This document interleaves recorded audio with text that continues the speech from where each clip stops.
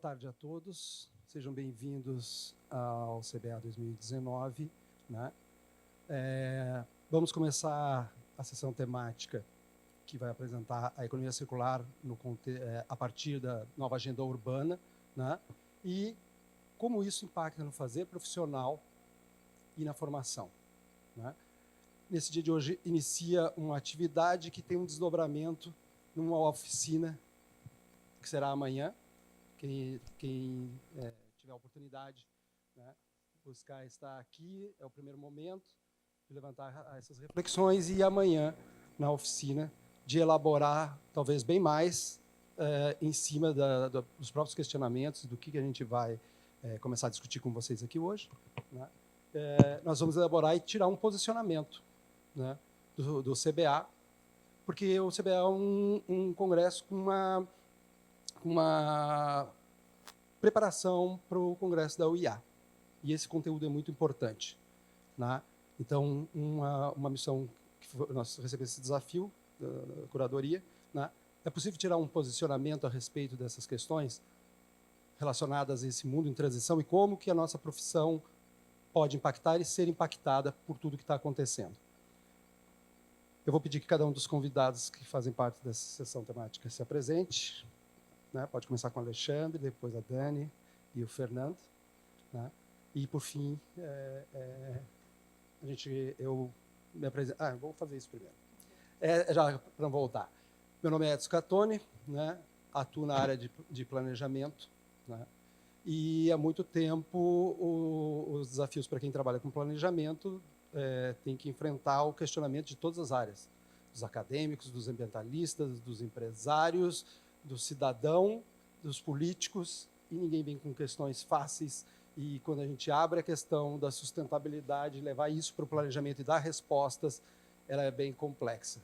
Começou a simplificar um pouco quando o mundo senta para criar um acordo a respeito até do que era a sustentabilidade. Senão você abria qualquer questão relacionada a isso e você não avançava em qualquer desses âmbitos.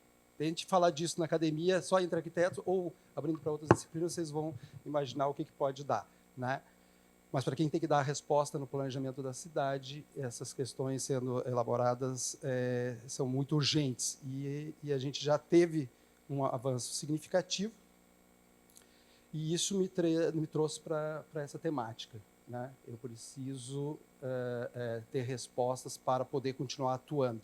E eu vejo que quando a gente trabalha com os profissionais mais jovens, eles continuam vindo sem formação a respeito específica, de entender que problema é esse que a gente está enfrentando, que problemas são esses, que alternativas a gente já tem. Né? E é isso que a gente vai tentar discutir aqui. Fechando?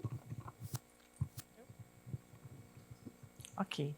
Então, eu sou Daniela Sarmento, sou arquiteta e urbanista, sou de Blumenau, professora da Faculdade de Arquitetura da FURB, Universidade Regional de Blumenau.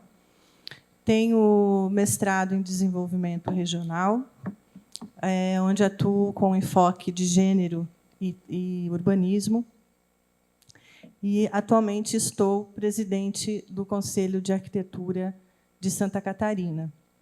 E, especialmente, estar hoje aqui nessa mesa discutindo a questão da economia circular, nos interessa aprofundar esse assunto, porque, no Conselho de Arquitetura de Santa Catarina, nós estamos, desde o ano passado, 2018, organizando o nosso planejamento estratégico e buscando essa reflexão sobre os impactos das ações do Conselho de Arquitetura e de todo o circuito, né, que envolve o fazer arquitetônico e as nossas responsabilidades em dar respostas à sociedade.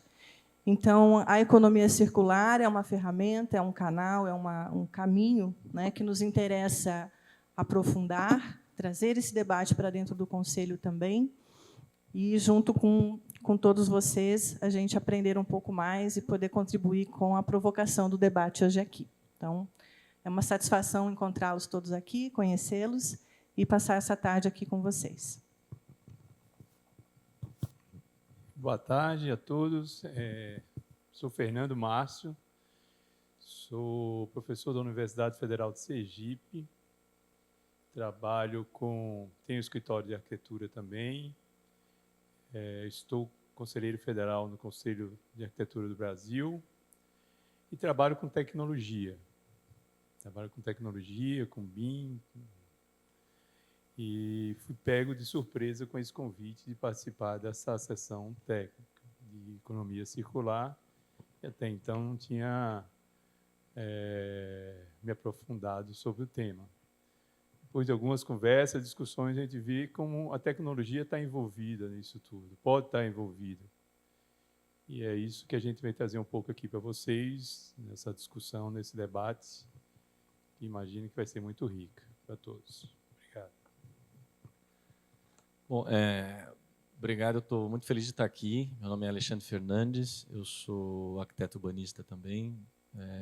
Queria agradecer muito vocês estarem aceitando o convite para estar nessa conversa sobre a economia circular. Eu tenho a missão de trazer para vocês aqui um pouco do que está acontecendo em economia circular. Eu trabalho com economia circular desde 2010.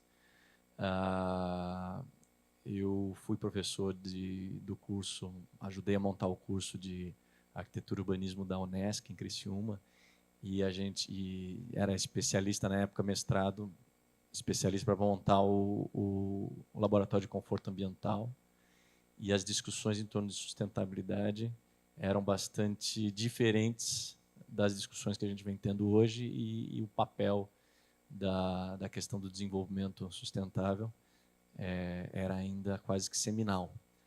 E de lá para cá eu fui me aprofundando nisso e percebendo a complexidade e o quão o arquiteto tem realmente um papel chave no que está acontecendo, na transição que a gente está vivendo do modo de vida, né?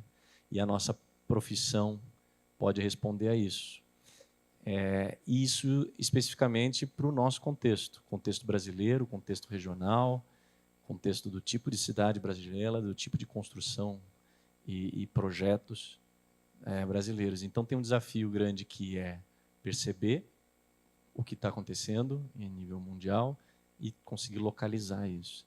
Então a minha missão hoje é trazer e colocar esse tema para nós, e daí a gente fez questão de trazer pessoas que estavam sensíveis ao tema, mas ao mesmo tempo, como todos nós, estamos ali ainda tateando, começando. Então é uma discussão aberta a perguntas, a conjecturas, a exploração do tema para a nossa realidade. E estou muito feliz com o convite do CBA, o convite do CAU Rio Grande do Sul, do IAB Rio Grande do Sul, para o evento. E está aqui trazendo essa temática que eu falo para diversas áreas, converso com diversos setores da sociedade e diversos profissionais, e quando eu estou aqui falando para os profissionais e para o grupo que eu tenho tanta intimidade, é sempre bom. Eu acho que, obrigado a presença de todos. A gente pensou em fazer então uma palestra de 30 minutos, um pouquinho mais, e depois montar a mesa e a gente aí fazer um bate-papo e abrindo para questionamentos. O público pode ficar rodando um microfone aí, a gente conversando aqui entre nós e com quem mais tiver algum comentário. Mais ou menos esse é o que a gente pensou. A gente tem até 2h30, 3h30 em ponto para fazer isso, segundo o que eu recebi de informação. Eu queria pedir para vocês talvez sentarem aqui, para vocês apreciarem melhor, conseguirem enxergar melhor aí a tela. Bom, como eu disse para vocês, eu trabalho com economia circular, comecei a me entreter com esse assunto e atualmente atuo junto com o Edson na Geocidades. Geocidades ela está dedicada a atividades de advocacy e internalização, de criar, elaborar metodologias, elaborar abordagens que possam trazer, vamos dizer, uma discussão, a colaboração e o entendimento entre organismos, organizações, para poder resolver as grandes questões que a gente tem hoje. transição que a gente está vivendo. A gente vem se dedicando a isso, percebendo que o momento e a forma de atacar, a forma de realmente, uma das formas que a gente acredita para discutir, para trazer realmente a mudança, para realizar a mudança, é essa. A minha história começa ali em 2010. 2010, comecei a estudar ecoinovação. Tive a oportunidade de estar fora do Brasil. Quando eu volto decidido que vou trabalhar com sustentabilidade, com Cradle to Cradle na época. Ajudei a trazer o livro. Queria fazer uma pergunta antes. Quantas pessoas aqui já ouviram falar de economia circular ou do berço ao berço? Ok. Tá, então temos aí meio a meio. Eu vou falar ali meio a meio. Mas então, o livro Berço ao Berço é um livro seminal para a economia circular, é um livro que define uma série de princípios, define um olhar para a questão do desenvolvimento sustentável. Eu vou trazer um pouco desse conteúdo rapidinho. De lá para cá, trabalhei com esse tema junto ao desenvolvimento o plano estadual de Santa Catarina para logística e transportes. Nós conseguimos discutir como é que o tema entrava numa lógica de Instituto de Economia Circular, isso em 2011, 2012. Trouxe o livro para português, esse livro foi traduzido, eu tive o prazer de escrever o prefácio desse livro, ser revisor técnico, Cradle to Cradle. Fundei o EPEA Brasil, a primeira empresa a trabalhar com economia circular e com Cradle to Cradle no Brasil, que eu tenho notícia, pelo menos. Me dediquei em Santa Catarina, junto ao Instituto de Arquitetos do Brasil, ajudei a elaborar as diretrizes do concurso nacional da Fátima FAPESC, que trabalhou com os conceitos de economia circular como um eixo na questão de como o edifício deveria ser tratado, o projeto deveria ser avaliado, inclusive. Trabalhamos junto com, mais para frente, com a gestão em 2014, para a questão da agenda pós-2015 da ONU, que gerou os ODS. Criamos eu e o Edson, já trabalhando juntos, trabalhamos com o IAB Santa Catarina, com uma estratégia de advocacy para o desenvolvimento sustentável junto aos governadores de Santa Catarina, que estavam em campanha. Tive o prazer também de influenciar o grupo que estava desenvolvendo o plano diretor de São José, para também discutir o desenvolvimento sustentável, a ideia de um programa de economia circular para o diretor. De lá para cá, então, já em 2016, ajudei a fundar um grupo internacional de profissionais e entidades que trabalham com economia circular nas Américas. De lá para cá, venho desenvolvendo esse trabalho de advocacy, então, de forma mais internacional para as Américas. No Brasil, tenho o prazer de ter trabalhado com 3 projetos muito interessantes. Um deles, tentando conectar a economia circular, desenvolvimento sustentável e os impactos sociais para o contexto brasileiro de país de desenvolvimento. A gente tive o prazer de trabalhar com isso 2 anos, desenvolver uma pesquisa para um relatório de advocacy que conseguiu. É um dos primeiros trabalhos, depois eu vim a saber, um dos primeiros trabalhos a tratar a questão social para o desenvolvimento sustentável em economia circular. E hoje eu estou trabalhando com um projeto no Banco Interamericano para entender as tecnologias e infraestruturas para as ilhas do Caribe, a realidade das ilhas de países em desenvolvimento no Caribe. E aqui no Brasil comecei a trabalhar junto ao Ministério de Ciência e Tecnologia para desenvolver um mapa da economia circular para o contexto brasileiro, um roadmap que eles chamam. Então, assim, mais importante nessa história toda é entender como a coisa vem crescendo e como esse trabalho é um trabalho multidisciplinar que vai desenvolvendo uma série de ações e vem crescendo em importância, vem crescendo em impacto. Então, eu queria começar fazendo esse corte. Qual é o problema? O que nós temos hoje? Qual que é o grande desafio? Eu vou trazer alguns temas que a gente conhece. Um deles é eletroeletrônicos sendo jogado fora, sendo utilizados numa velocidade enorme, sendo que esses eletroeletrônicos, para cada 100 mil celulares jogados fora, tem 2,5 kg de ouro, 25 kg de prata, cobre que não acaba mais. E, ao mesmo tempo, você tem estudos já, que é uma tabela periódica, que mostra em vermelho aqueles elementos que estão cada vez mais raros e mais escassos.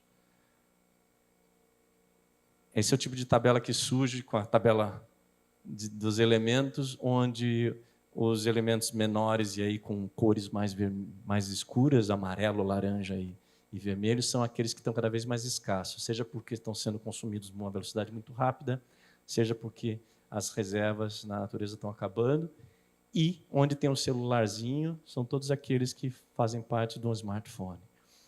É capaz da gente parar de ter celular antes de parar de andar de carro, né, as reservas acabarem.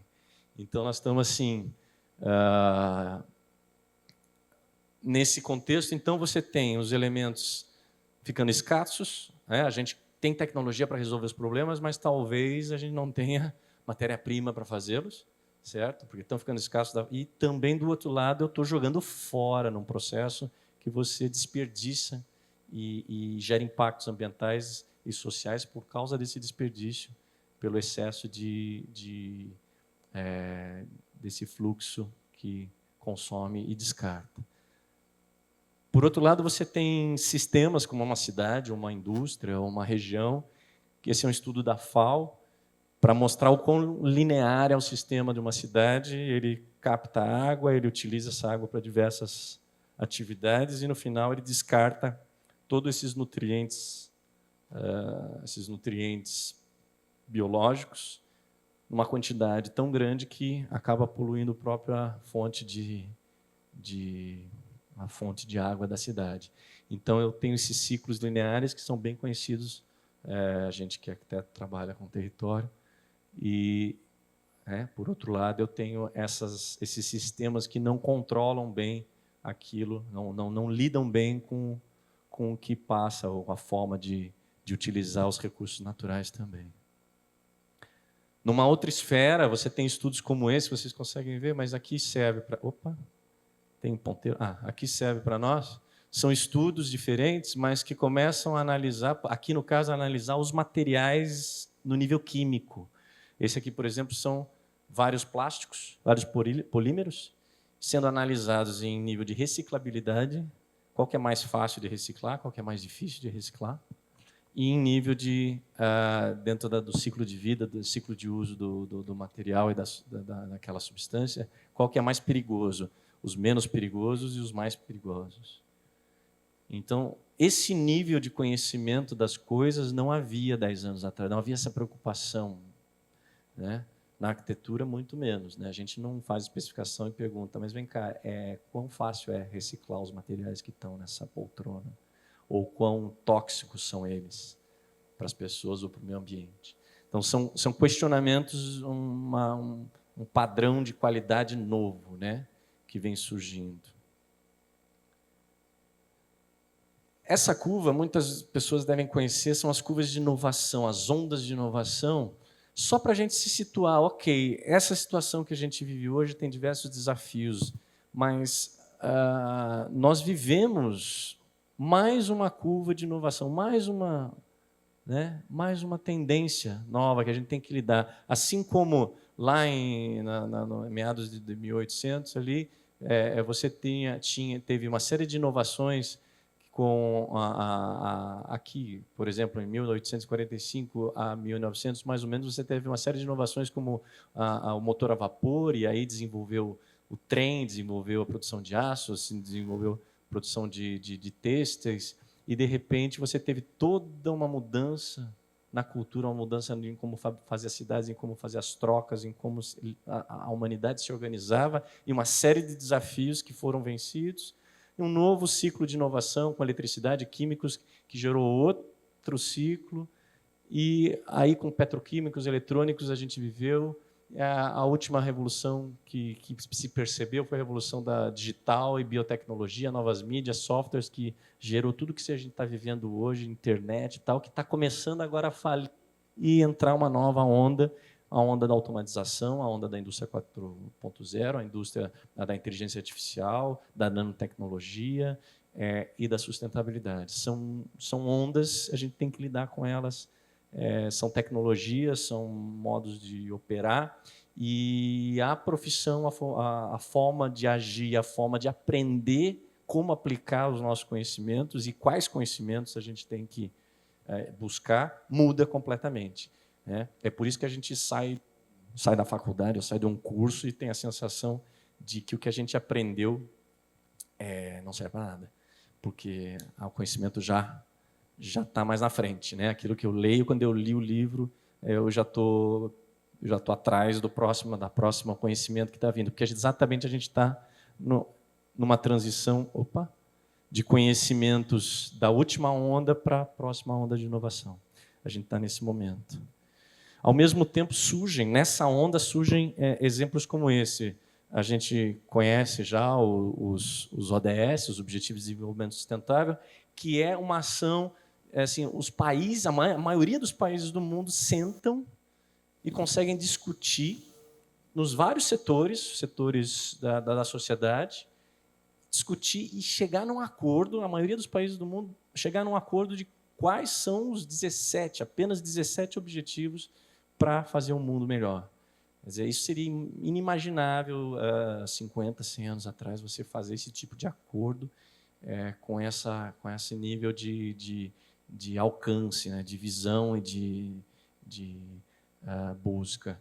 E em torno, então, dos ODS, começam a surgir, esse gráfico é interessante, que ele coloca todas as novas formas, propostas de mudança, de transformar as relações com as diversas, por exemplo, diversas economias, como a economia azul, que trata exatamente da relação do ser humano com as riquezas do mar e como é que isso vai se lidar a partir de agora. A economia solidária, que a gente trabalha muito aqui no Brasil, a questão de como é que a gente vai lidar uma outra economia que trabalha com a solidariedade, e a economia circular é um dos temas também desse estudo, ou seja, novas formas de lidar com essa nova realidade, essa nova onda, ou seja, essa sensação que a gente está tendo, ela não é interna, ela está acontecendo de verdade, parece que é essa angústia. A gente pode começar a conversar, então, né? Aproveita que tem bastante conteúdo já, eu vou tentar resolver isso aqui. Tá. A questão da economia circular é só mais uma das novas economias, que não se excluem e também não se substitui necessariamente outras abordagens, né? E o curioso é que a gente estando nesse momento que o Alexandre acabou de falar, de que começa a gerar angústia na medida que você percebe essa crescente... você abre os olhos para todo tipo de desafio, né? Então, não é mais a questão de recolher a água do telhado ser verde e já recolher a água filtrada. O padrão de exigência ou de ação ou de resposta projetual, de criatividade, de integração de decisões em qualquer escala da nossa atuação, ele vai se expandir na medida que a gente se conscientize, abra os olhos e aceite esse desafio. Funcionou? Funcionou. Tá. Continua Okay. aí. As tecnologias, né? Vieram para trazer os problemas que a gente não tinha antes delas, né? Mas então, assim, começando a entrar na economia circular, então, né? Esse é um artigo que identificou como a economia circular vem sendo tratada de diversas maneiras, em diversos níveis. Como é que ela vem sendo analisada e aplicada e tentada sistematizar isso que a gente chama de economia circular por pensadores, por think tanks, né? Por legisladores, ONGs, legisladores, pela academia, em estudos acadêmicos, pelas empresas. São diversas... uma frame, é uma abordagem que vem sendo desenvolvida diferentemente, ou tentando entender como ela se aplica para diversas áreas. A nossa missão é como é que a nossa profissão, como é que para a nossa área a gente vai trabalhar ela. Outra iniciativa muito interessante são as universidades do mundo se organizando para realizarem conjuntamente estudos, né? Estudos de como a economia circular vai se desenvolver, como se aplica tecnologicamente, desenvolvendo essas pesquisas. Quer dizer, aqui no Brasil está faltando a USP aqui, tem a USP aqui e tal, e outras, né? A gente teve ontem fazendo um pouco disso, um mini workshop aqui para engenharia de produção da URGS. Até peço desculpas, ficou o logo, eu esqueci de tirar na primeira página. Ontem a gente teve lá com a professora Stephanie, conversando com a engenharia de produção, como é que a engenharia de produção, né, pode ver toda essa problemática, e fiquei impressionado como a engenharia de produção está determinada a trazer a economia circular para dentro da URGS, da engenharia da URGS.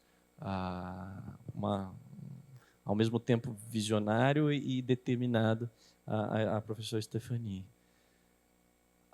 Coisas que estão acontecendo a nível econômico. Então, o Fórum Econômico Mundial trabalhando como é que as cadeias globais vão se conectar numa lógica de economia circular, estudando consistentemente desde 2014. Esse é um grupo de trabalho consistente dentro do World Economic Forum, trabalhando com esse tema. No Brasil, a CNI vem trabalhando de forma consistente desde 2017, com diversos trabalhos, analisando ali a economia circular na indústria 4.0, até a gente aqui os desafios para a indústria brasileira, até culminar no último dia 24, em uma reunião que teve mais de 1.000 pessoas lá em São Paulo, falando como a economia circular vai impactar o Brasil. Chamando atenção especial para esse caderno aqui, que é um caderno que foi desenvolvido de 42 eixos estratégicos para a indústria e o desenvolvimento do Brasil, que foi distribuído em 2018 para os candidatos. Então, assim, a CNI, né, a Confederação Nacional da Indústria, está advogando pela economia circular como eixo de desenvolvimento para o Brasil, de forma já em português, dentro do nosso contexto, porque esse é um dos grandes desafios. É uma abordagem aberta, mas ela aplicada de forma diferente, ela precisa ser discutida em diversos contextos. O contexto brasileiro pede, e o contexto brasileiro da arquitetura brasileira, no Brasil, pede uma abordagem que, na verdade, a gente eu não tenho notícia de estar sendo discutido ainda, não com profundidade, de forma sistemática. Mas nós já temos algumas cenas interessantes acontecendo. Dentro da arquitetura, por exemplo, a nova agenda urbana, lendo a nova agenda urbana muito entusiasmado, nós encontramos, né? No item 71, sobre como o arquiteto se compromete a reforçar a gestão sustentável dos recursos, tomar cuidado, né, considerar as ligações urbanos rurais às cadeias de valor de abastecimento num esforço de transição para uma economia circular. Eu falei, isso já foi dado o primeiro pontapé. A nova agenda urbana já está apontando para um dos grandes desafios e uma das grandes ferramentas, das grandes abordagens para a gente lidar com esses desafios.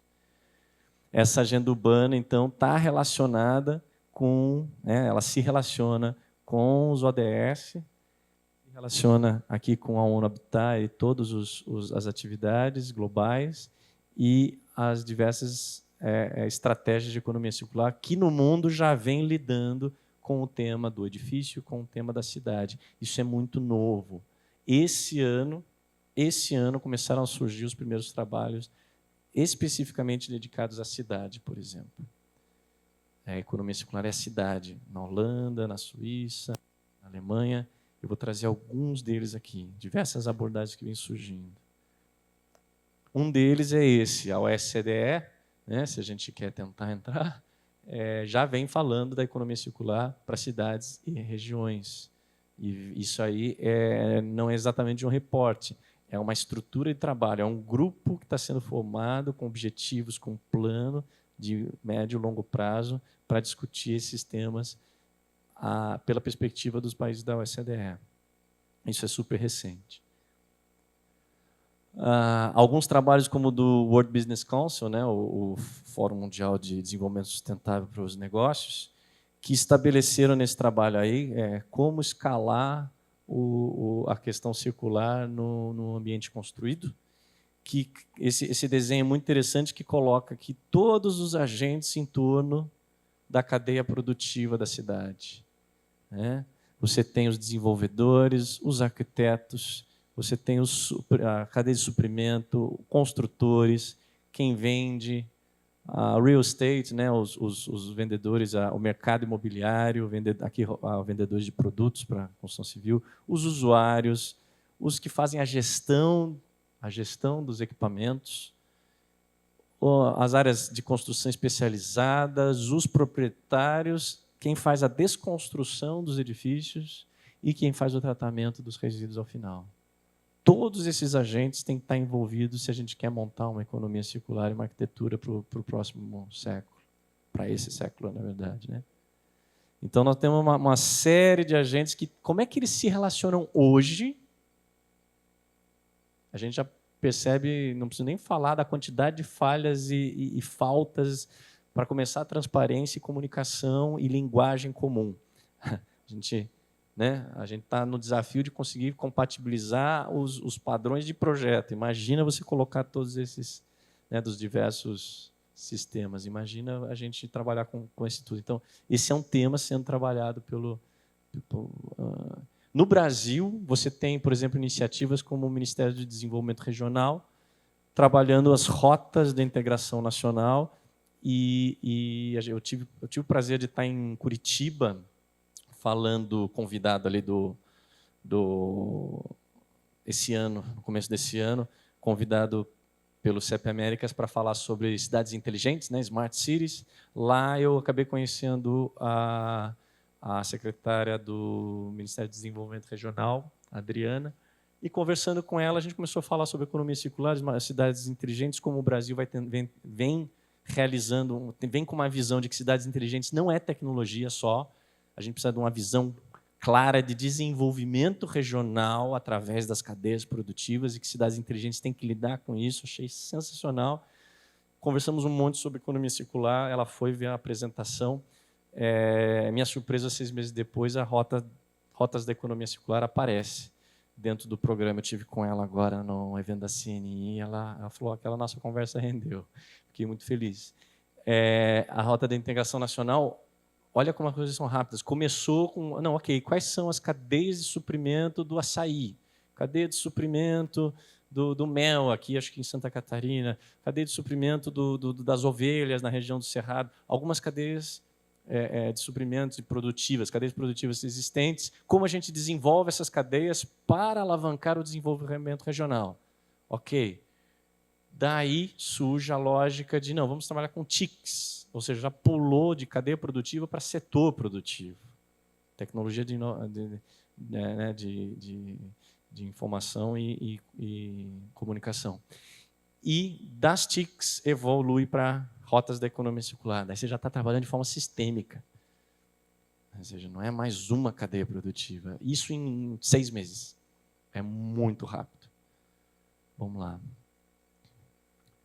Outra surpresa muito feliz é a carta que saiu também faz alguns meses, a carta da UIA, do último encontro da UIA, a carta de DACA, declaração que faz a conexão da arquitetura com os ODS e com a economia circular, né? Não diretamente agora, mas eu encontrei elementos aqui muito fortes que falam das cidades e comunidades sustentáveis do ODS, falando de tornar as cidades mais inclusivas, as mudanças climáticas vulneráveis, mas aqui tratando também de todos os 17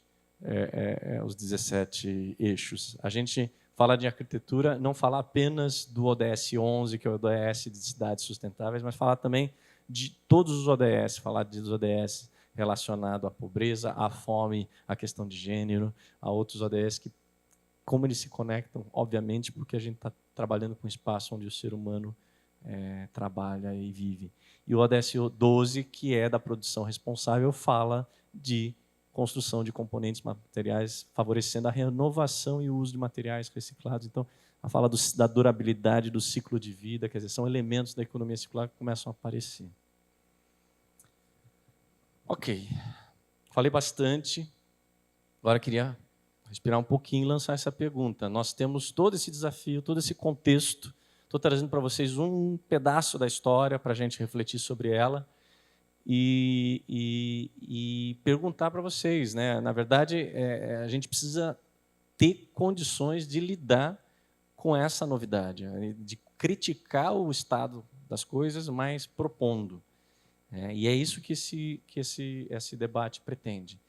Pretende sair daqui com um posicionamento, sair daqui com uma ideia. Amanhã nós vamos ter um workshop baseado nesse conteúdo, e eu já convido todo mundo aqui, quem não se inscreveu nos 2 eventos, que a ideia era poder aprofundar mais aqui e amanhã trabalhar mais, em cima de forma prática, mas amanhã nós vamos ter esse workshop e é realmente sair com um posicionamento inicial para levar, já que o CBA almeja levar temas e discussões mais aprofundadas para o IA no Rio, por que não a gente levar a economia circular e como é que o arquiteto se vê nisso tudo?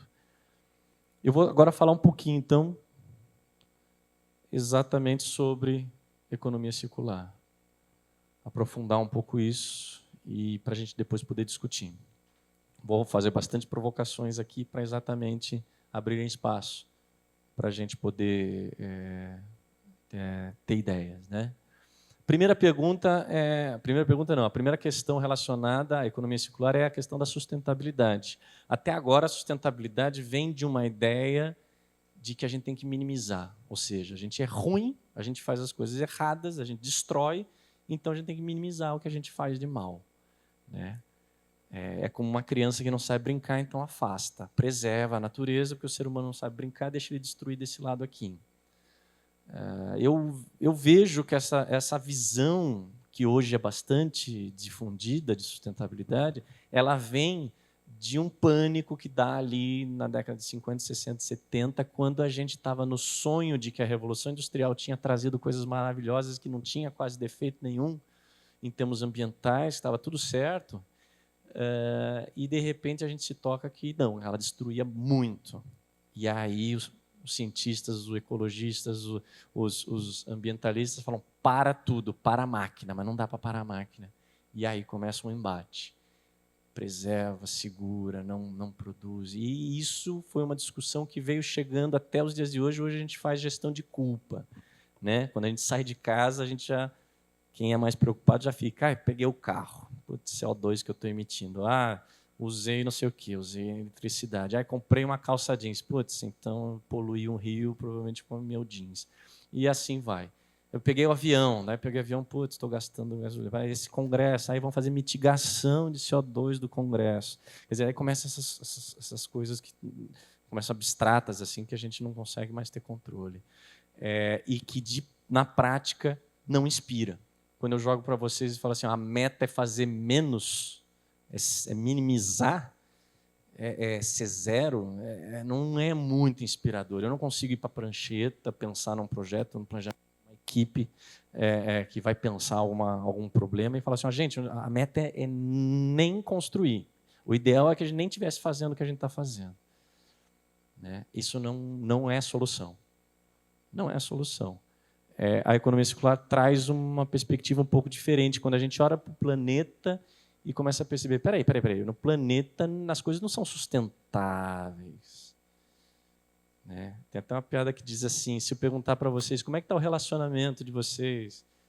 E o cara responde para mim, está sustentável.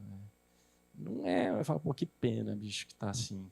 Então, sustentabilidade não é um conceito muito divertido. Eu falei que eu não sabia contar piada.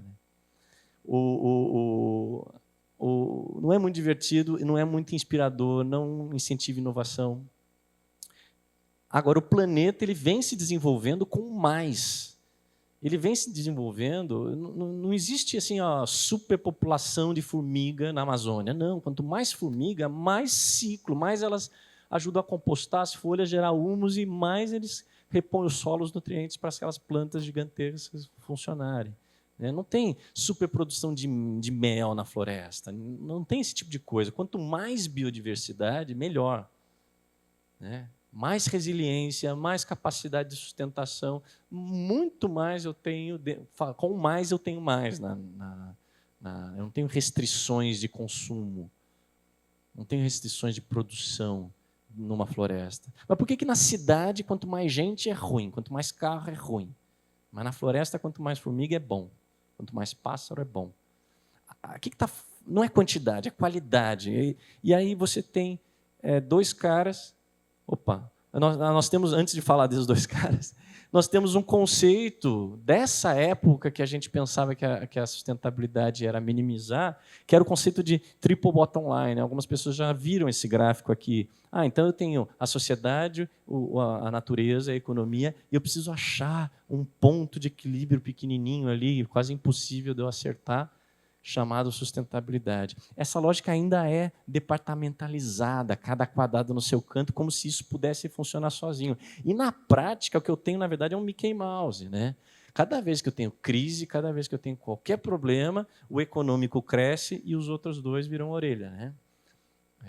Então, assim, eu fui legal que eu ainda encostei um pouquinho aqui. Eu acho que ninguém consegue mais não encostar. Mas, na prática, esse sistema não representa bem a realidade.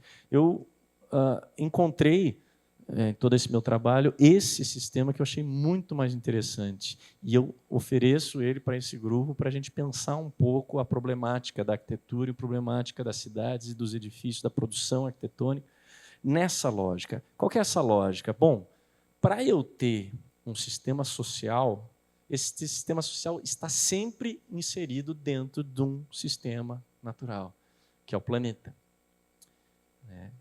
Esse sistema, quanto mais essa natureza está equilibrada e funcionando, melhor funciona o sistema social, porque eu forneço água, eu forneço ar, eu forneço solo fértil para a produção humana. E aí a natureza a sociedade tem riqueza para prosperar. Haja visto as cidades, onde é que elas se implantam? Elas se implantam onde tem muitos recursos abundantes, onde tem um rio, onde tem floresta, onde tem terras planas aráveis. Isso historicamente. E essa sociedade, dentro dela acontece a economia. A economia acontece dentro de uma sociedade. Quando essa sociedade está sadia, quando as relações entre as pessoas são de confiança, as relações são de trocas e de investimentos, eu aposto em você, vai lá e faz, que eu boto meu dinheiro, eu boto minha confiança em você, você tem de volta o sistema econômico e a sociedade funcionando. O que acontece quando eu tenho um colapso do sistema social? A economia quebra. Se eu tiver uma guerra, por exemplo, a primeira coisa, a economia, babau. As pessoas vão para a sobrevivência, ninguém confia em ninguém, ninguém investe em nada. Paralisa. O que acontece quando um sistema natural colapsa? Quando falta água na maior cidade, a cidade mais rica da América Latina. Falta água por 3 meses. Ou se fizer um exemplo nosso ali de Florianópolis, eu moro em Florianópolis, Um exemplo lá de Florianópolis, quando estoura o lequinho na ponte Silo Luiz, na ponte Colombo Salles. Você sabe dessa história, não? A manutenção estourou liquinho de chama é aquele bujãozinho, não sei como é que se chama aqui em Porto Alegre, mas bujãozinho de gás, e arrebentou a única ligação de energia do continente para a ilha. A ilha paralisa por 1 semana. No primeiro dia todo mundo fez festa, no segundo dia todo mundo descansou, no terceiro tinha fila no supermercado, tinha fila, todo mundo entrou em pânico, porque não tinha luz. Então, esse tipo de coisa você paralisa a sociedade exatamente porque as questões da natureza podem ilhar a gente. Bom, esses caras aqui, Cradle to Cradle, um livro, olharam para o sistema produtivo da natureza e falaram assim, mas como é que o sistema da natureza consegue se estruturar por tanto tempo, por 4 bilhões de anos, produzindo mais, com mais prosperidade, com mais biodiversidade, com mais espécies, com mais. O que acontece? Nesse sistema do planeta não entra nada de fora, só entra a luz solar. E de vez em quando um meteoro. Mas, sabe, é só luz do sol e tudo fica circulando ali dentro, circulando. Como é que isso gera prosperidade? E eles começaram a observar. 2 caras escreveram esse livro. Um deles era um arquiteto americano, o outro era um químico alemão. Então, 2 personalidades diferentes, culturas sociais e 2 atividades que vão do macro, que um cara que entende sistemas planetários, para o cara que entende da molécula, do átomo, e começam a discutir sobre o sistema produtivo da natureza e chegam a 3 princípios básicos. A natureza consegue produzir por causa desses 3 princípios básicos. 1, todo processo produtivo da natureza funciona com energia corrente. A energia solar que está passando. Não funciona com energia estocada. A natureza não vive de petróleo, não vive extraindo energia que está estocada há muito tempo. Ela vive dessa energia que corre e que produz os ventos, os ciclos hídricos, que produz os ciclos de biomassa, que produz os ciclos de energia, de luz. É assim que a natureza produz tanta abundância. Eu tenho uma fonte de energia infinita chegando no planeta. 2, eu tenho a diversidade. Na natureza, quanto mais diversidade, melhor. Eu não tenho uma árvore, aquela que se adaptou e aquela que é a melhor, mais resistente, sei lá o quê, e ela se prolifera e faz uma floresta. Não. Qualquer ecossistema que é saudável, que é resiliente, ele tem muitas espécies, cada uma ocupando o seu nicho. Tem dezenas de peixes, num lago, tem dezenas de pássaros, cada um num extrato das copas das árvores. Eu tenho diversos insetos, eu tenho muita diversidade para lidar com diversas situações diferentes. Eu tenho ecossistemas diferentes em cada bioma diferente. Eu não tenho a melhor solução. 3, tudo que é resíduo de uma espécie, de um sistema, torna-se nutriente para outro sistema ou para outra espécie. Nada é desperdiçado. Tudo tem função. Quando que não tem função para um sistema, para uma espécie, tem função para outra. Observado esses 3 princípios, em tese, se eu conseguir replicá-los, observá-los nos sistemas que nós construímos como seres humanos, tentar buscar atingir esses princípios, nós estaríamos, não sei se estaríamos 100% corretos, mas a gente estaria na direção de um sistema que vem dando certo há 4 bilhões de anos. Então, assim, é a melhor chance que nós temos. É a mais promissora que nós conhecemos. Outro conceito que esses 2 caras trouxeram dentro do livro deles é o conceito de abundância, o conceito de que a gente vem colocando a minimização do que é ruim de uma forma talvez equivocada, porque o que é negativo a gente deveria botar assim, bom, o que é negativo eu quero chegar e minimizar e chegar no zero, certo? Se eu estou produzindo produtos ou edifícios que têm telas de plástico que emitem gases tóxicos, eu quero diminuir os gases tóxicos. Se eu tenho produtos que não são recicláveis, eu quero diminuir o consumo de produtos que não são recicláveis, que viram lixo. Se eu estou contaminando a água, eu quero diminuir a contaminação da água. Se eu estou consumindo energia fóssil, eu quero diminuir o consumo de energia fóssil. Ótimo. O que está faltando aqui? A natureza trabalha com uma outra linha, que é a linha de aumentar o que é bom. Então, eu diminuo o que é ruim, mas eu aumento o que é bom. Eu diminuo o consumo de materiais não tóxicos, ou materiais tóxicos, mas eu aumento o consumo de materiais que podem ser biodegradados e virar nutrientes. Eu diminuo o consumo de energia fóssil, mas eu aumento a quantidade de painéis fotovoltaicos e biodigestão do meu sistema, do meu edifício, da minha cidade. Eu diminuo, e eu meço também a minha cidade de formas diferentes. Eu meço meus sistemas, não só porque ele faz ruim, mas porque ele faz de bom.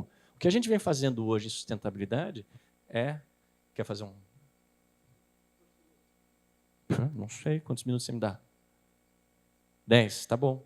Eu tenho sistemas... a forma como eu meço o meu projeto, como eu meço a minha ação, também a gente costuma medir em sustentabilidade só o que a gente faz de ruim, falando que tem que diminuir o que é ruim. Tem que diminuir o consumo, tem que diminuir a produção, tem que diminuir o tóxico e tal. Mas a gente não mede para tirar o balanço o que aquele edifício produz de bom, o que aquela cidade produz de bom para a natureza e bom para a economia, para poder fazer uma medição correta do que está acontecendo e estabelecer estratégias mais amplas e mais otimistas, inclusive. E o terceiro conceito que esse grupo trouxe, que esse dupla trouxe, foi o conceito das cadeias produtivas, separar as cadeias produtivas em produtos de consumo e produtos de serviço. Aqueles produtos que são de base biológica são produtos que são consumidos com o tempo. O alimento é consumido com o tempo e volta para a natureza para virar fertilizante. Uma camisa de algodão poderia ser compostada de volta, porque ele faz parte do ciclo biológico. Enquanto esses aqui são materiais renováveis. Os materiais renováveis estão enquanto os materiais não renováveis estão aqui. São materiais que a gente retira uma vez da natureza, a gente tem que mantê-los o máximo possível no sistema. E esses dois sistemas eles não podem se misturar, porque um não pode contaminar o outro. Eu preciso ter cuidado, porque para gerar essa manutenção, eu preciso trabalhar cada material de forma cuidadosa. Se eu misturo plástico com borracha, eu já não consigo mais separar, eu não consigo fazer a manutenção. Se eu misturar uma camiseta, uma camisa de algodão e botar os botões de plástico, eu vou ter que ter um processo a mais para retirar os botões de plástico. Se a camisa de algodão e o botão também fosse de compostável, eu poderia ir toda para a compostagem. Finalmente, então, você tem dois sistemas. O sistema da economia circular, da economia linear, que é uma economia que retira dos recursos naturais, em grande quantidade, utiliza e mantém muito pouco desses recursos, e, no final, devolve esses recursos para o sistema de forma a poluir ou desperdiçar materiais. Enquanto a economia circular, resumidamente, propõe a gente trabalhar com recursos, diminuir ao máximo o consumo de recursos naturais. Por quê? Porque a gente vai diminuir o mínimo das saídas deles, né, para o sistema, e promover a manutenção e a regeneração do ecossistema o máximo possível. Essa é o resumo da ópera. Se a gente explode aquele sistema circular, você começa a gerar uma série de atividades, uma série de ciclos. Né? Aqui, do lado direito, ciclos técnicos, economia compartilhada, manutenção, conserto, remanufatura, reutilização, até a reciclagem, que é o último e mais complexo. E, do outro lado, o ciclo biológico, você trabalhar os materiais em cascata, produzir bioquímicos, produzir digestão, energia, bioenergia, fertilizantes e voltar para o sistema biológico de produção. Aí a gente podia botar um edifício aí no meio, podia botar uma cidade aí no meio, bem no meio desse gráfico, e entender como é que ela está fazendo esses ciclos todos moverem, como é que ela está gerando impacto ecológico, econômico e social a partir desses ciclos. Isso já vem sendo feito, então, estudos como esse. Como é que eu trabalho as peças de um edifício, dentro do ciclo técnico, quais são biológicos e quais são os tecnológicos? Quais que eu posso desmontar, o que vai ser reciclado, o que vai ser desmontado, quando vai, para onde vai. Modelos de negócio, modelos de circulação são diferentes, por exemplo, de circulação. Eu tenho as várias etapas: design, manufatura, performance do produto, a operação, a gestão daquele produto, até transformar ele em energia ou voltar os materiais para a produção, ser financiado ou vendido e ficar circulando. Eu manter os materiais no ciclo e os produtos no ciclo, ou outros para você fazer reciclagem e recuperação. Aí vai para a biodegradação ou vai para a revenda. São modelinhos diferentes, estudos diferentes. Plataformas de compartilhamento de produtos. Então, você tem dois ciclos que compartilham os mesmos produtos. Eu posso ter uma universidade, por exemplo, quando ela compra um grupo de poltronas, não precisa ficar nessa sala, ela podia ser compartilhada com diversos prédios, conforme tem um evento aqui, um evento ali. Eu preciso desse espaço vazio, eu preciso desse espaço cheio, se esses materiais circularem. Ou quando eu reconstruo, desconstruo uma ala, construo outra ala, faço... exemplos que conversamos ontem, muralhas antigamente viravam os edifícios quando a cidade expandia. A cidade expandia, demolia uma muralha, já construíam, pavimentavam e tal. Hoje não, a gente joga fora. Então, e não gera riqueza. Esse é um edifício construído para a NASA, pelo William McDonnell, que aplicou, por exemplo, todo um exoesqueleto à base de aço para ser desmontável. Além da questão da luz, esse jardim ele é filtrante da água de esgoto, etc. E tal. Mas o que me chama a atenção é esse tipo de estrutura para ser desmontável. E aí, nesse sentido, o banco Amerant Bank, antigo Banco Real, né, que já foi Banco Real, ele promoveu um estudo para o ambiente construído. O que o banco tem a ver com promover o projeto do edifício para ser desconstruído? Como é que o banco vai financiar edifícios para a economia circular? Se todos os materiais podem ser desmontados e recuperados, como é que isso fica em termos de financiamento? O que muda em risco? O que muda em assets? O que muda em gestão daquilo tudo? O banco financia e fica dono dos materiais no final, ou ele vai financiar, depois ele vai refinanciar para o próximo que vai usar esses mesmos materiais?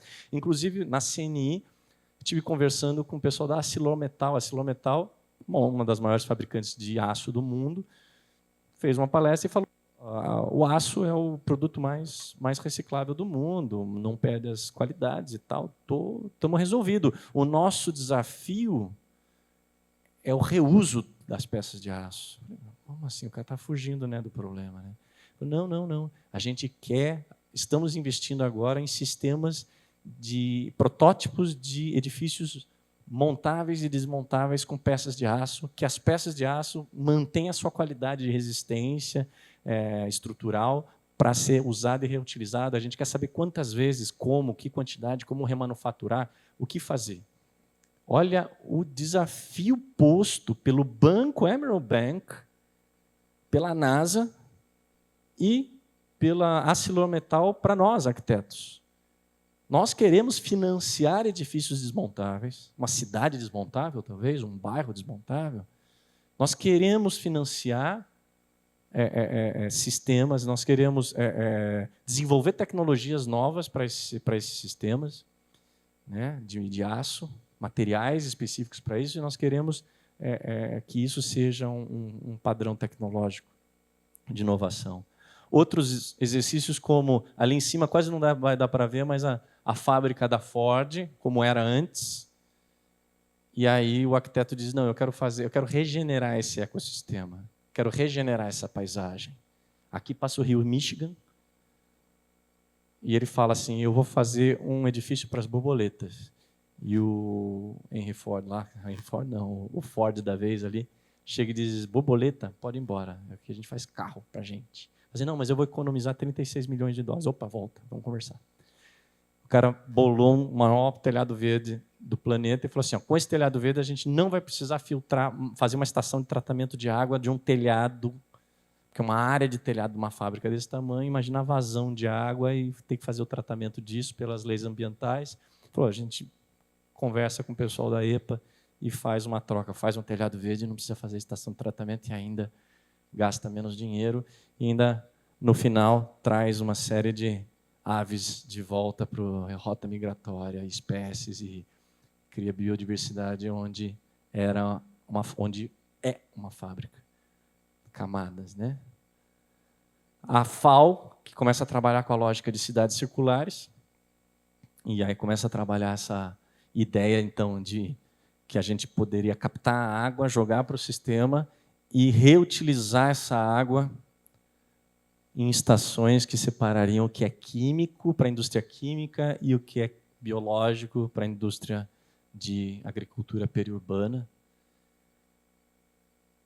Amsterdã, trabalhando com a questão de metabolismo urbano e fazendo estudos sobre o que seria uma Amsterdã circular, onde eu estou, para onde eu quero chegar, quais são as minhas...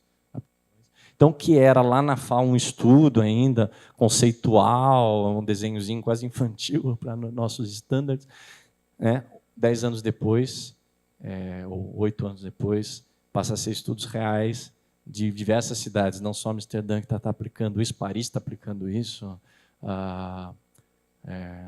Copenhague, com certeza, Nova York. Nova York não sei, não vi. Plataformas digitais para que eu coloque todos os materiais de um edifício num mercado livre. Um mercado livre onde tudo que está dentro do edifício, ou tudo que está numa cidade poderia ser. Eu estou trabalhando com um grupo desses americano, tentando ver como é que isso aplica à cidade, a comunidades. Para quê? Para que eu possa colocar todas as cadeiras, as portas, as janelas, os espaços que estão à disposição, os serviços que estão à disposição. Eles trabalham com universidades. Então, todas as universidades têm equipamentos de laboratório, tem auditório, tudo que fica vários horários do dia, vários dias da semana sem uso. Se você colocar isso numa plataforma e começar a oferecer para as pessoas utilizarem, emprestarem, comprarem, doarem, imagina uma plataforma como essa, o que poderia ser até uma fonte de recursos para a cidade receber cada vez que tem uma transação dessa. Imagina em termos de economia e até de impacto social. A pessoa não tem nada, está em casa, ela não... Né? A gente já tem aqueles sistemas tipo Enjoei e tal, mas imagina algo realmente estruturado numa lógica de desenvolvimento. Finalmente, então, lanço a pergunta: como a formação e fazer o profissional podem ser impactados e, ao mesmo tempo, impactar no processo de transição? Eu vou fechar com alguns exemplos bem... bom, é só isso mesmo, os exemplos já ficaram. Se precisar, eu tenho alguns exemplos depois que a gente pode trazer conforme a discussão, mas então, passa a ser o desafio da gente, que eu coloco aqui, para esse grupo que está aqui, para o grupo que está amanhã, e quem sabe a gente conseguir sair com um posicionamento hoje. Espero, está aberto para perguntas, espero poder aprofundar alguma coisa que surja, alguma questão, críticas e ideias, insights. Obrigado. Obrigado, Alexandre. Aproveito também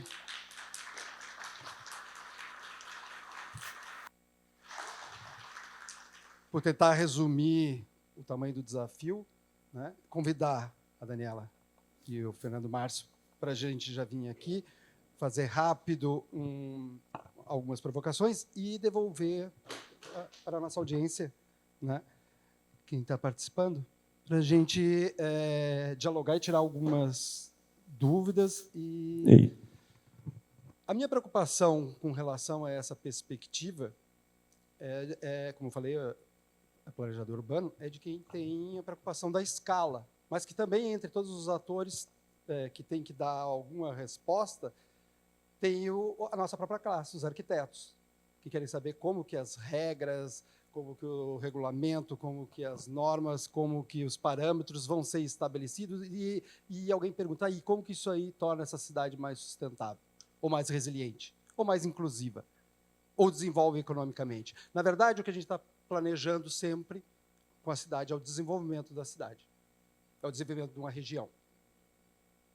Como que eu, não entendendo das possibilidades que existem para o desenvolvimento, né, e que aí eu vem com todas as escalas de intervenção que a gente pode fazer, né, que solução, que instrumentos a gente tem, além do desafio de ser mais sustentável. Como buscar ser mais sustentável? Aí a economia circular, ela tem talvez esse papel instrumental de ser uma abordagem que a gente possa se encontrar como profissionais, né? Como vender, como projetar os materiais, como projetar os negócios, os espaços todos que vão ser usados de alguma forma ou compartilhados. O que isso muda para nós? O que muda para quem vai ter que pensar e dar soluções projetuais? O quanto que isso, e aí isso é o contraponto que eu encontrei para a angústia que tem dos desafios, o quanto isso chama profissionais da criatividade. O quanto isso dá uma diretriz e mostra, olha, o problema é grande, então as soluções, né, e as respostas projetuais vão ter que vir de algum lugar da sociedade. Onde estão os profissionais que podem, né, que trabalham com o designer, que trabalham com o projeto, que trabalham com planejamento e que são capazes de desencadear essas mudanças e oferecer novas alternativas, né? A questão da escala, né? Será que a gente não consegue se encontrar em todas as nossas áreas de atuação dentro de uma lógica circular? Eu não gosto muito do rótulo, uma lógica em que se torne tudo mais sistêmico, né? Em que você projete de uma forma mais sistêmica, seja o praça, parque, ou a escala que você esteja intervindo, seja o restauro, seja o que você esteja trabalhando no seu fazer de arquiteto. Aonde que uma lógica mais sistêmica como essa, mas que poderia ser outras, não pode nos ser útil? Ou que outras alternativas a gente tem, né?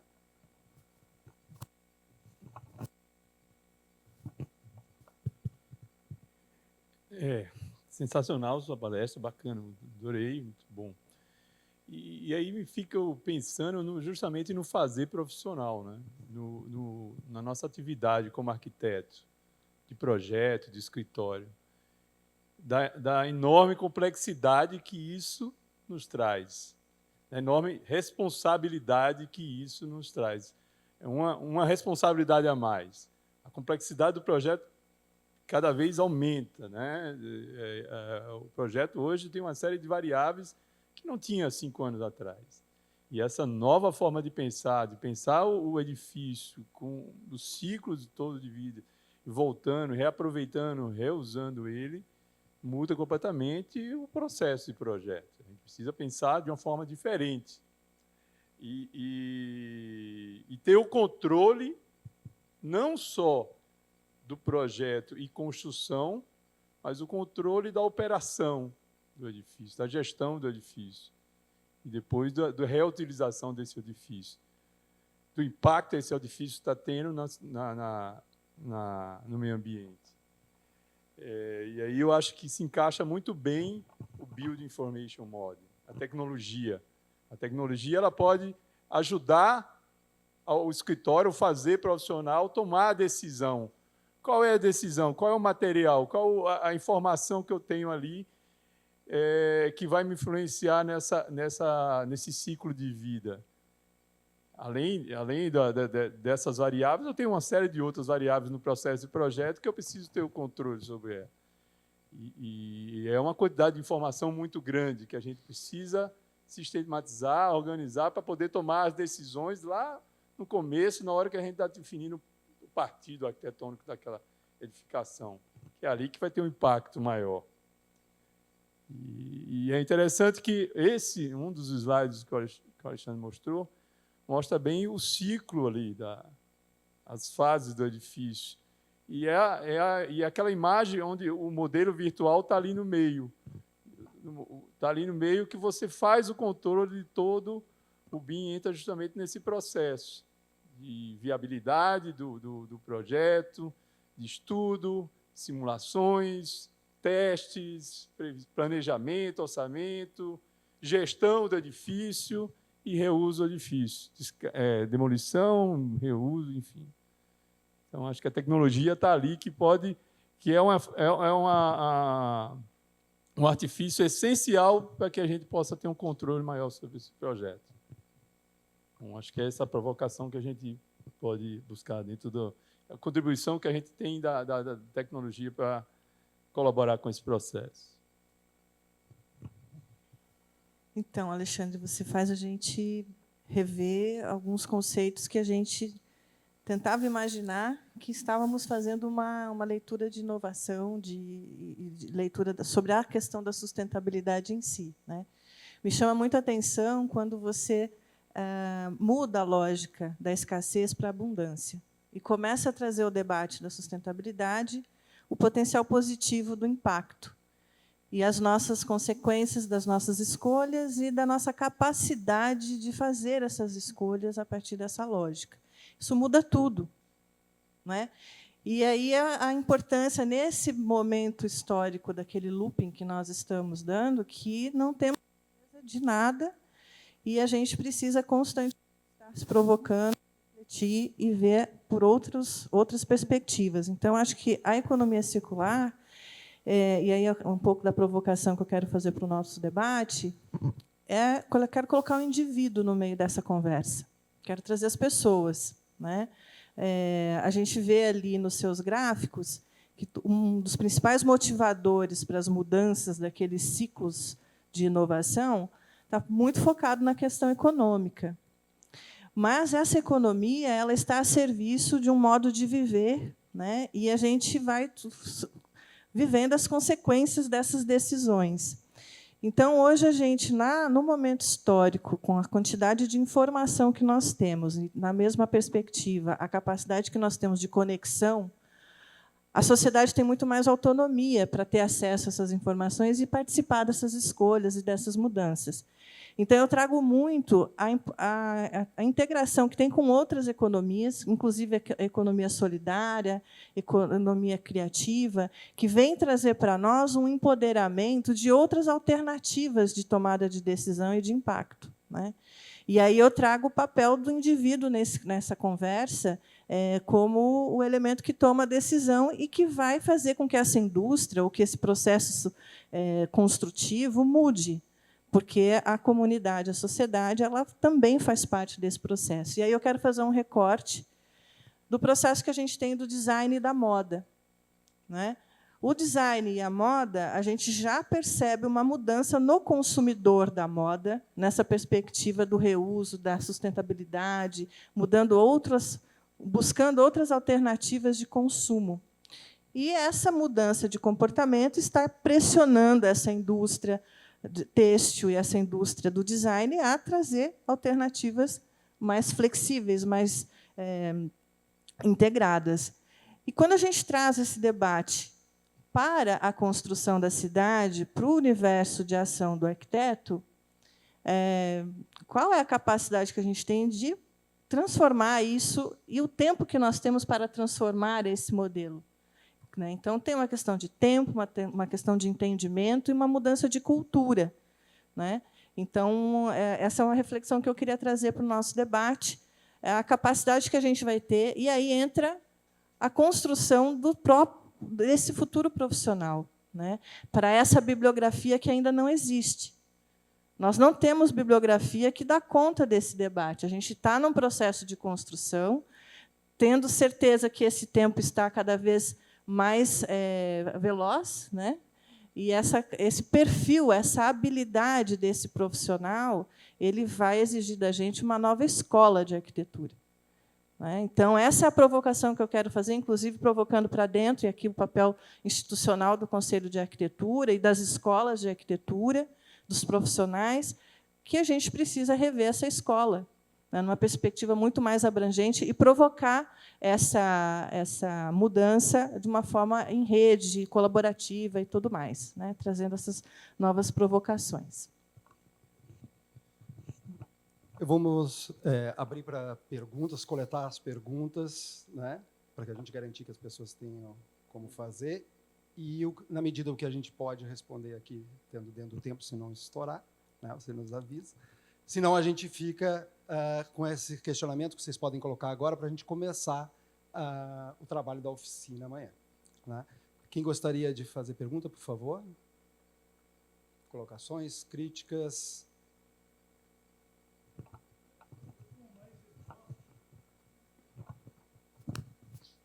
Eu, como mais idoso, vou colocar uma... Nosso escritório trabalha com indústria, projetos. Então, nós somos os carrascos do meio, né? Aquele negócio lá, construindo, demoliu tudo. Não, a gente pensa de uma forma que posicionada, de forma a respeitar o meio ambiente. Tem vezes que não tem o que fazer, com árvores se compensa, isso aí. Então, mas eu vejo uma série de situações governamentais, de leis, que tentando fazer com que aterros não sejam mais aterros, e de que aqueles materiais residuais que vão para lá têm outra destinação e tem poder econômico violento por trás, mexendo com isso para não mudar o feijão com arroz que está ali. Então, como que cada indivíduo vai ajudar a gerar uma ação que altere isso? Então, isso é uma situação. Em Porto Alegre, por exemplo, mudando o plano diretor, expulsa as indústrias de Porto Alegre por questão de ruído, tal. Tudo bem, tudo certinho, em função do habitat das pessoas. E aí começa a se ver prédios fantasma por tudo que é lugar. Então, isso aí vai ser demolido, vai ser reutilizado. Então, é um processo que, ao mesmo tempo que parece rápido, é lento. E aí vem outra situação de que, assim, enquanto não tiver interesse econômico para interagir em cada situação, não vai circular tão rápido quanto a gente imagina que é. Então, só queria deixar minha colaboração nesse sentido, de levantar essas poeirinhas. Assim. Obrigado.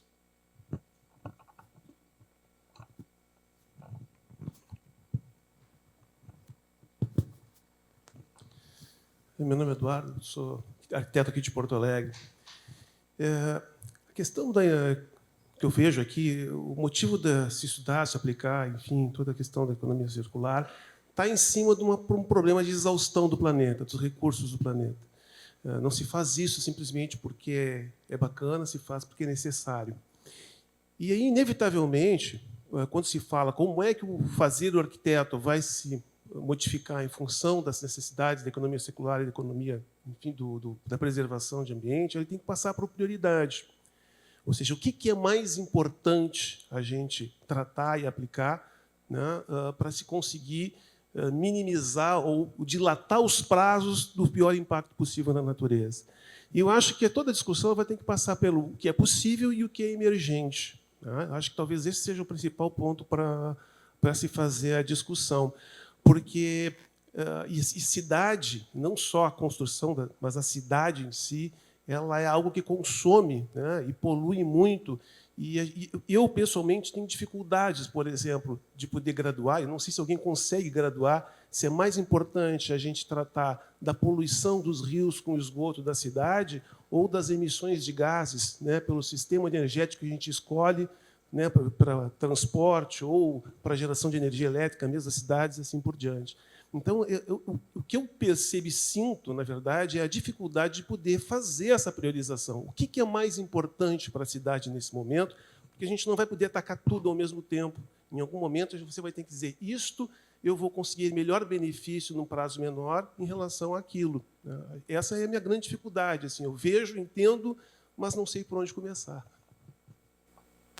Outra questão que a gente percebe bastante assim no ato de projetar é que muitos dessas atitudes, assim, esses recursos para se integrar na economia circular, normalmente eles custam muito mais caro. O próprio projeto de arquitetura custa mais caro, dá mais trabalho e as pessoas normalmente não querem pagar isso. A maioria das pessoas não querem pagar, principalmente quando está lidando com indústria. Então, é muito difícil de a gente oferecer e tentar convencer o cliente a entrar nessa mentalidade, porque, às vezes, simplesmente não existe o recurso financeiro. Então, qual seria teria alguma outra estratégia? Quais estratégias de convencimento que vocês veem para realmente isso se tornar efetivo? Porque é complicado quando está lidando com dinheiro, né? E ainda mais com a economia que a gente está. Então, queria ver a opinião de vocês nesse sentido. Boa tarde, eu sou Lucas Franco, do IABRJ e do CAURJ. Primeiro, parabenizar, né, agradecer pela palestra. E queria também meio que concordar, enfim, complementar um pouco as palavras e até trazer um pouco, complexar essas considerações, assim, e tornar um pouco mais transversal. É muito bom o congresso porque ele tem vários temas, né? Eu até estou tentando transitar, então hoje de manhã estava aqui nessa mesma sala numa palestra que tinha uma pegada muito social, muito atenta à questão social. Depois eu fui a uma de patrimônio, então a gente vem agora aqui discutir uma questão mais de inovação e aí eu acho que essas coisas que ela levantou, que ele levantou assim. Primeiro, né, quando a gente traz esses cenários, essas questões que a gente tem que estar atento, a dificuldade que a gente tem... tenho um escritório, né, porque a gente tem de trazer para a realidade de projeto, com projetos cada vez mais sendo mal remunerados, com menos tempo de desenvolvimento de projeto. Quer dizer, eu não vejo cabendo, né, isso. Então, na prática, falando, eu vejo isso muito distante.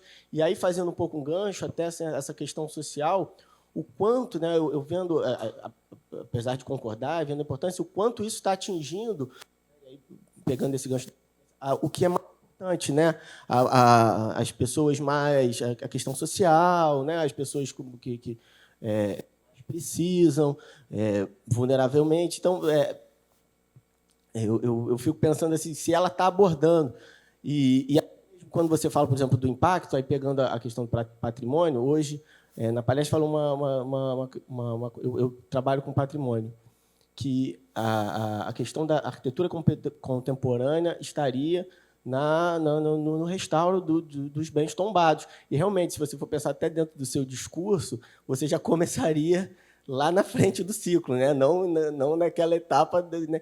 E, ao mesmo tempo, quando a gente vê todos os exemplos, e até onde a gente está trabalhando, as indústrias, quem está bancando novos produtos, né? Está bancando uma inserção em cima da cadeia produtiva. Então, eu acho que tem outras que eu acho que são questões importantes que eu queria tornar um pouco mais complexo aí essa discussão.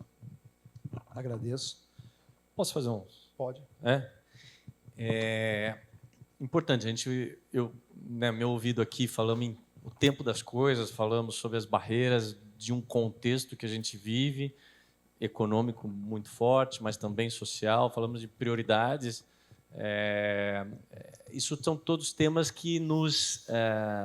porque quando a gente enfrenta, né, eu brinco, você faz um workshop, faz uma semana de imersão, trabalha um planejamento, daí chega segunda-feira, você senta na tua cadeira e tem que fazer aquilo acontecer no mundo real, né?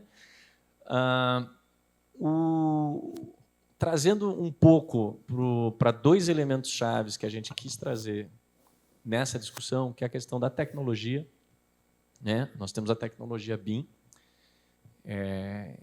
que é por si só revolucionária, mas que ela também está trabalhando a lógica da transição.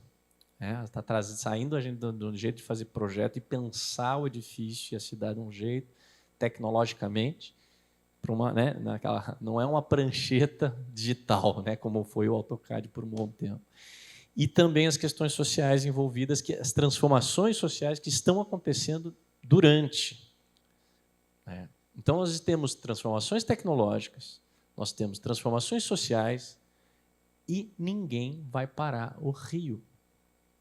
A gente pode ficar questionando, colocando questões de como vamos atuar e quais são as atividades que vão segurar ou que vão nos empurrar, ou nós, na verdade, o que nós temos que começar é a trabalhar as ferramentas e as situações e os contextos que nos aparecem e começar a transformar. A gente precisa se posicionar, por isso que a loja... Ou a gente se posiciona e percebe, é por aqui que eu vou, quando eu entendo uma situação, por aqui está ruim, por aqui está bom, eu vou onde está bom, né? Outro eu já espero eu já tenho uma expectativa, a onda não vai me pegar de surpresa.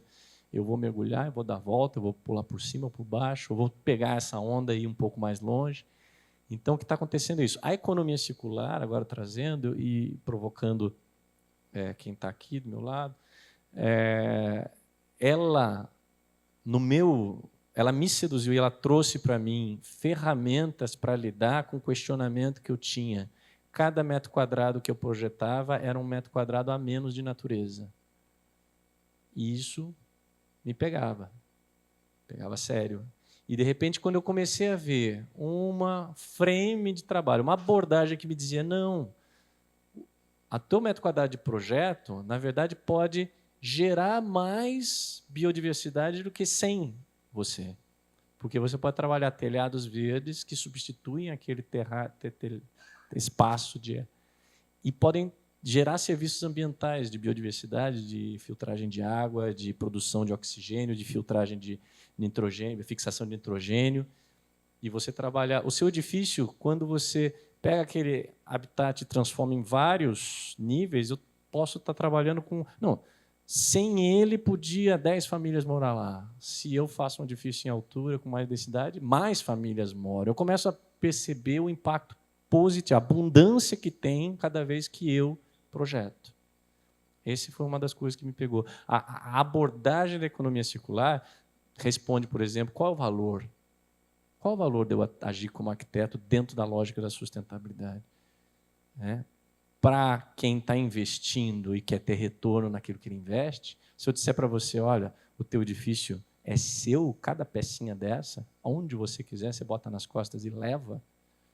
Ou, se você precisar expandir, se você precisar dobrar, eu já previ um sistema que eu manipulo isso de outra forma. Ou, se você quiser vender, isso tem valor, né?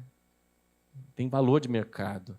O meu edifício, as peças dele têm valor de mercado. E esse investimento mudou completamente a lógica dos bancos. O BNDES está conversando isso. Como é que eu calculo o ROI, o retorno de investimento, para emprestar dinheiro para investidores que vão produzir qualquer coisa, infraestruturas na lógica da economia circular? Né? Então, assim, essa perspectiva me pegou. Aí, na lógica tecnológica e social, a pergunta que eu coloco para o grupo é quanto que essa abordagem, pelo que eu apresentei aqui, que são diversos aspectos, eu peguei um só que me pegou, que foi desse ponto de partida que eu fui, como é que esses aspectos, como é que influencia o BIM a partir de agora? Se o BIM for trabalhar na lógica linear, como é que ele trabalha? Ok, e se ele trabalhar numa lógica circular? Ele ganha ou ele perde? Ele traz mais ferramentas para o arquiteto mostrar que é atuante nessa onda que vem. Ela já está aqui. A onda, a mudança, a transição já é. Os novos edifícios, novas tecnologias, a automatização, as questões sociais, as novas organizações já estão aí. Né? Então, e a questão social, essas novas ondas sociais, as novas organizações que estão surgindo, elas se beneficiam de que forma e elas têm que estar preparadas, porque a mudança não é só boa, né? A economia circular também traz desafios para a arquitetura, tecnológicos, e que pode ser, a gente vai ser pego, a gente vai ter que mudar. Né? A gente vai ter que mudar o jeito que a gente faz, a gente vai ter que estudar, se adaptar ou mitigar. Mas a economia circular já é política de governo, na China já é política de governo, na comunidade europeia. Eu não estou trazendo para você uma inovação, eu estou trazendo uma realidade. Ela vai chegar no Brasil, ela já chegou. O Ministério de Ciência e Tecnologia já está fazendo mapa, a CNI já está fazendo mapa, já pegou. Né? Há 10 anos atrás, quando eu comecei, era mais inovação. Agora ela é uma abordagem de trabalho que a gente pode se apropriar. Posso fazer minha fala final, respondendo um pouquinho e passando a palavra para a Daniela e para o Fernando Márcio, para fechar também. Um minutinho para cada um de nós três agora. Sim, a gente partiu do drama da escassez do planeta e de um sem precedente de urbanização e de demanda.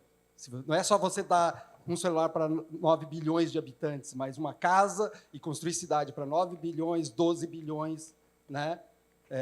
Vai ser algo que a gente vai ter que repensar, porque quanto dura um edifício?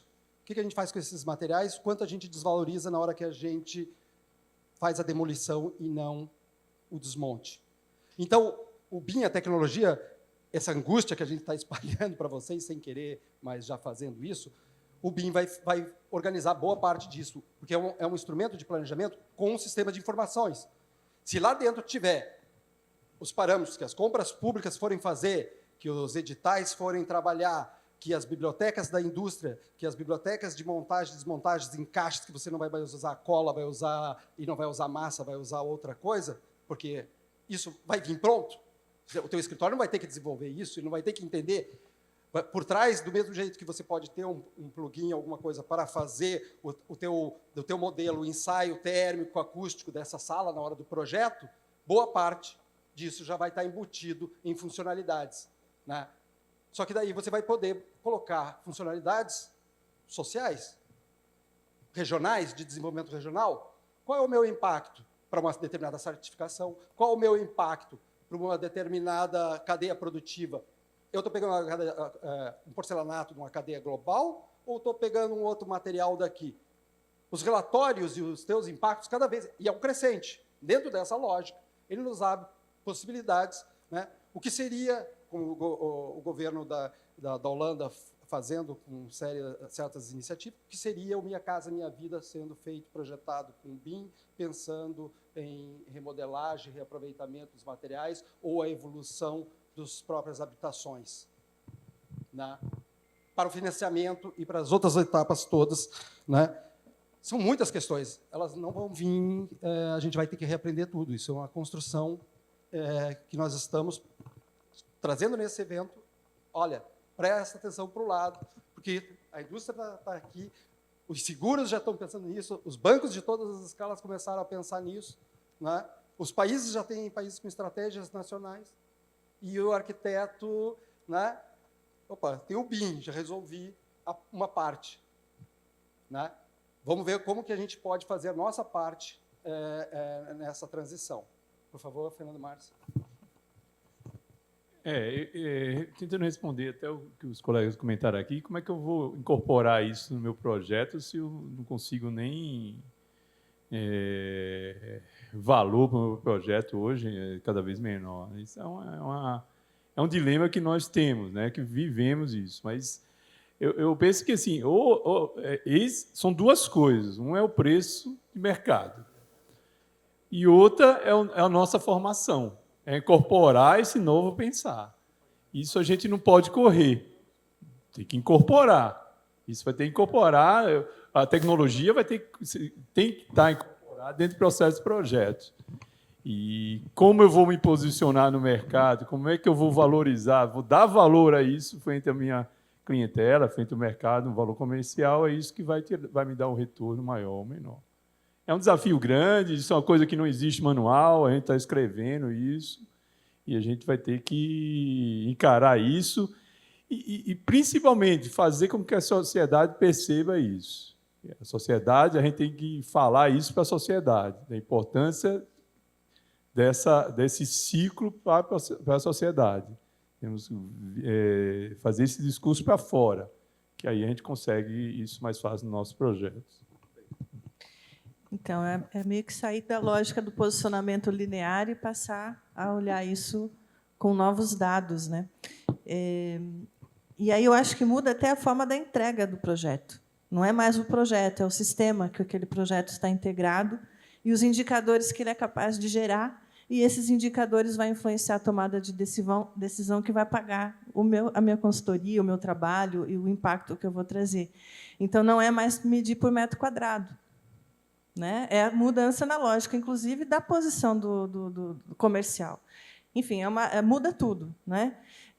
E aí, eu queria encerrar a nossa conversa fazendo uma provocação para o Conselho de Arquitetura, tendo em meta que a gente está se preparando para o IA 2020 e que a IA 2023, em Copenhague, vai estar discutindo o impacto da arquitetura nos ODS, eu acho que a gente tem que provocar o Conselho de Arquitetura a fazer essa reflexão, incentivando as escolas de arquitetura a criar um roteiro, um programa, um projeto que a gente leve esse debate para dentro das escolas e também com as entidades, enfim, provocar que a gente consiga incorporar não só o debate da economia circular, mas todas aquelas possibilidades que as ODS nos trazem a pensar essa mudança de modelo e de adaptação e de resposta que a gente precisa dar para esse momento de transição.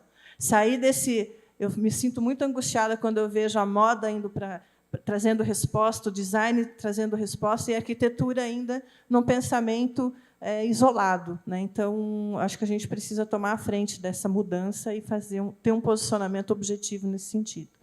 Então, é um encaminhamento que eu queria fazer da nossa mesa. Então é isso, pessoal. Convido todos a estarem amanhã das 9 ao meio-dia, né?